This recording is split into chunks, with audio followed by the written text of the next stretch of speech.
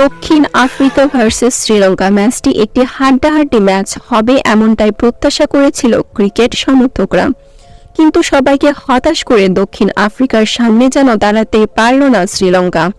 শ্রীলঙ্কার অসহায় আত্মসমর্পণ, অ্যান্ড্রিক নরক্রিয়া এবং জারিদ আসালঙ্কার বোলিং তুপে একেবারে ৭৭ রানে অল আউট হয়ে যায় শ্রীলঙ্কা। হ্যাঁ দর্শক, বিশ্বকাপে শ্রীলঙ্কার দক্ষিণ আফ্রিকার বিপক্ষে ৭৭ রানের মধ্যেই গুটিয়ে গেছে, যেখানে ক্যারিয়ার সেরা বোলিং করেছেন অ্যান্ড্রিক নরক্রিয়া।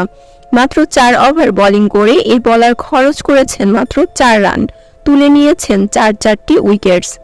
এদিন প্রথমে ব্যাটিং করতে নেমে শুরু থেকেই খেই হারিয়ে ফেলে শ্রীলঙ্কা।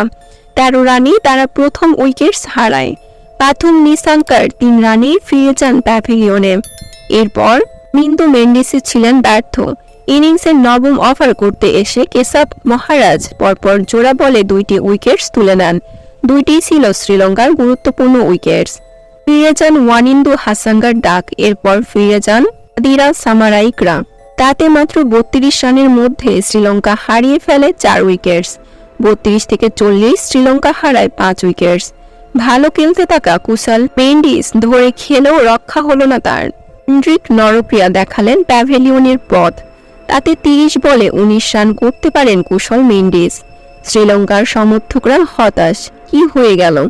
এরপর শেষ দিকে ব্যর্থ ছিলেন অ্যাঞ্জেলো ম্যাথিউস, যে কারণে ৭৭ রানের বেশি করতে পারেনি শ্রীলঙ্কা।